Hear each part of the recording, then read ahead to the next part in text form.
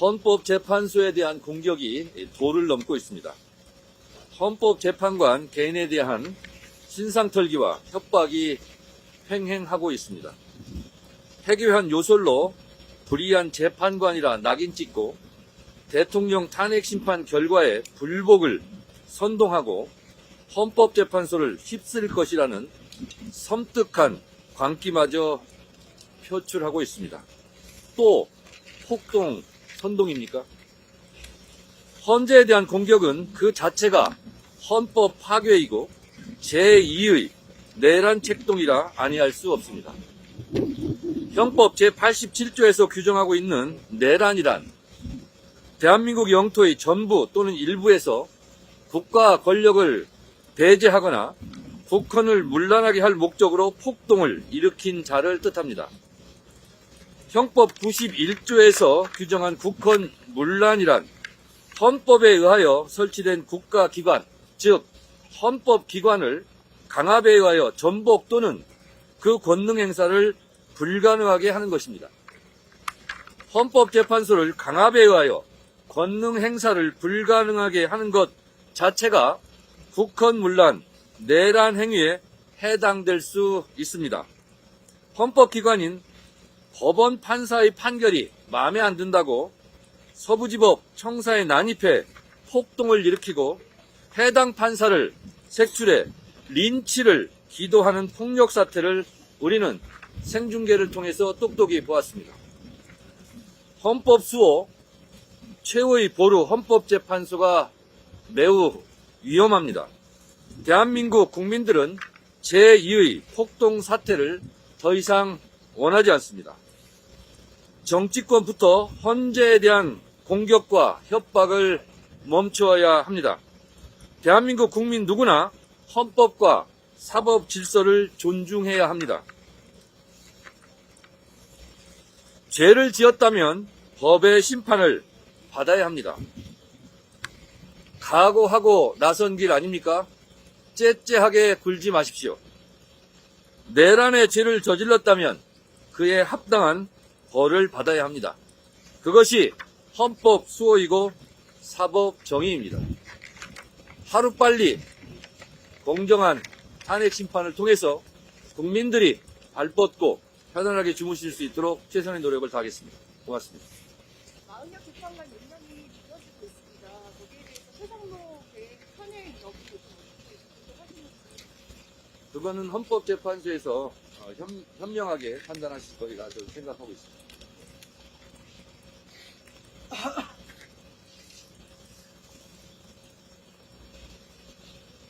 윤석열 대통령은 비상계엄을 선포하면서 반국가 세력을 일거에 척결하겠다는 명분을 내세웠습니다.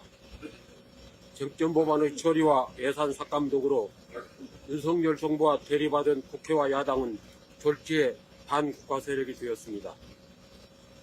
대통령과 국회는 모두 국민의 선거로 선출되는 민주적 정당성을 가진 국가기관입니다. 대통령과 국회 및 사법부 사이에는 상호 견제와 균형 원리가 작동합니다. 집권당과 야당 간의 대립, 국회의 정부에 대한 견제는 상권분립을 기초로 하는 대의민주주의 아래에서는 헌법이 애정하고 있는 자연스러운 정치 현상의 하나일 뿐입니다. 그것이 과열될 때면 대화와 타협이라는 정치로 풀어내야 합니다. 국회는 헌법이 정한 입법권의 틀 내에서 입법 활동을 통해 대통령과 정부의 권한에 대한 견제 역할을 수행했습니다. 대통령도 이에 대응하여 소위 김건희 특검법 등 25개의 법률안에 대해 헌법에서 정한 거부권을 행사했고 결국 해당 법률안들은 폐기되었습니다. 물론 국회와 정부, 여당과 야당의 극한적인 대립이 이상적인 정치인 것은 아닙니다. 하지만 그렇다고 하여 어느 한편이 반국가 세력이 되는 것은 아닙니다. 헌법이 애정하고 있는 정상적이고 파편적인 정치적 갈등이었기 때문입니다. 그럼에도 불구하고 대통령은 자연스러운 정치 현상을 대화와 타협이라는 정치로 풀어내려는 시도는 전혀 하지 않은 채 독재자처럼 국가 비상사태로 함부로 단정하고 무정한 군사력과 경찰력을 동원하였습니다. 이는 비상계엄이라는 극단적 조치를 통해 야당의 존재, 국회의 기능 자체를 소멸시키고자 하는 헌정질서 파괴 행위일 뿐입니다. 이상입니다. 정부가 민주당 독재라는 프레임을 걸다 보니 민주당도 좀 위축되는 거 아니냐라는 비판도 있습니다. 독재자의 눈에는 모든 행위가 다 독재자로 보이는 거 아니겠습니까?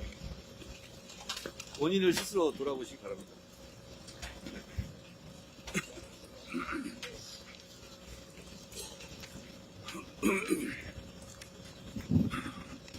오늘은 대통령 탄핵 심판 사건의 제5회 변론 기일입니다.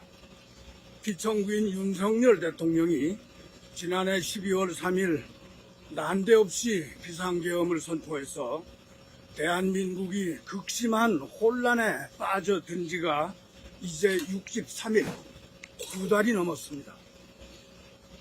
오늘은 청구인 국회 측 신청 증인 3명의 증언이 예정되어 있습니다. 이를 통해서 비상계엄 선포 전후의 사실관계가 명백하게 구체적으로 밝혀질 것을 기대합니다. 그런데 최근 피청구인과 그 일부 동조자들이 객관적 증거나 정황에 전혀 맞지 않고 심지어는 우리 국민들이 TV 생중계 화면으로 목격했던 장면에도 맞지 않는 그릇된 주장과 변명을 나열하면서 이 탄핵 심판의 본질 그리고 탄핵 심판의 핵심에서 벗어난 억지 주장을 쏟아내고 일부 지지자들을 자극하고 오도하는 주장을 남발하고 있는 현상에 대해서 크게 우려하지 않을 수가 없습니다.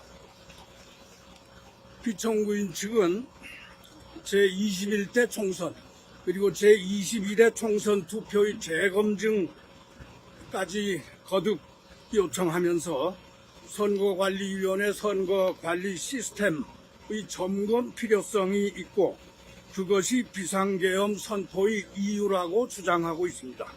그런데 이는 대법원이 관련 수많은 선거소송 사건들에서 각 판결을 선고해서 이미 종결되고 확정된 사건을 다시 문제 삼는 것이어서 그 자체로 부당할 뿐만 아니라 설령 선거관리 시스템의 점검이 필요하다면 그것은 대통령이 통상적인 권한 행사로 조사하고 점검할 것일 뿐 비상계엄 선포로 병력을 동원해야 될 사유는 될 수 없다는 것이 명백합니다.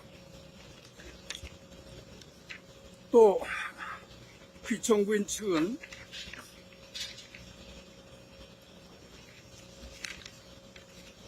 최근 헌법재판관 개개인의 신상에 관련하여 온갖 불분명한 사유를 들어서 인신공격을 하면서 헌법재판소를 향한 노골적인 협박, 그와 함께 그에 대한 대중의 폭력적인 대처를 선동하고 있는데 이는 우리 대한민국의 민주 헌정 질서 그리고 법치주의 원칙을 근본부터 뒤흔들어서 무너뜨리겠다는 매우 위험한 불법적 행위라고 아니할 수 없습니다.